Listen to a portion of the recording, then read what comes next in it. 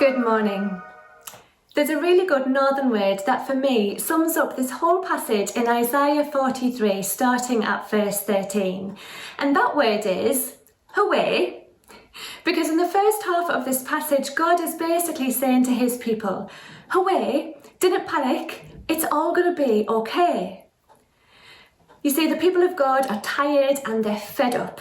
They've lost their land, their pride, their security, and they're living under the rule of the Babylonians. And so God says to them, hooray, don't you know anything about me? I'm the God who has always saved you. He reminds them that he saved them from slavery in Egypt, and he says, if I've done it once, I can do it again.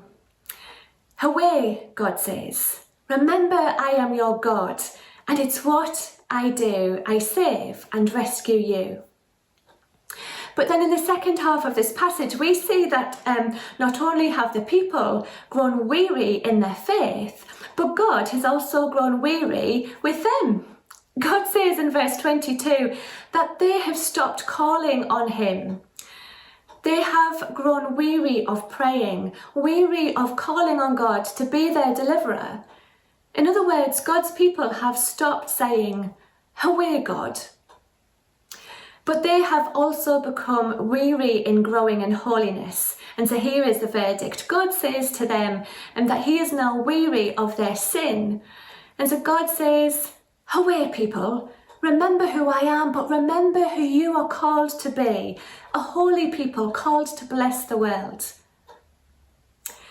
Now maybe you're already starting to see those beautiful golden threads that leap out of the passage in Isaiah and weave into our own experience of life and faith today. And here are some of those threads that I have seen.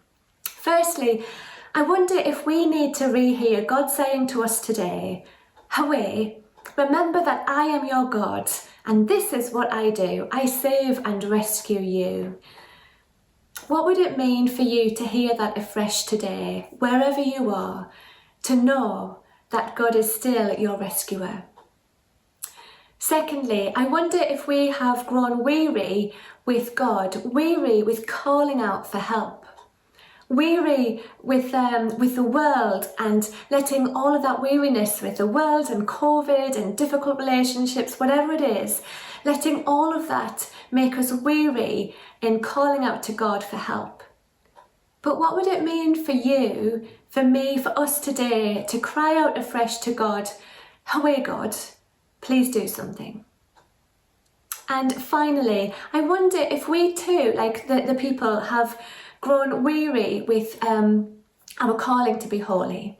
It's far easier to point out all of the injustice in the world around us than to deal with the sin in our own hearts. But what would it mean for us today when we look at our tasks and the people that we're going to share our life with?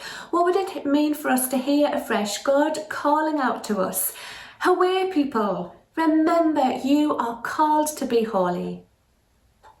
So today, let us match God's cry to us of, hooray, people, with our own great cry of, hooray, God.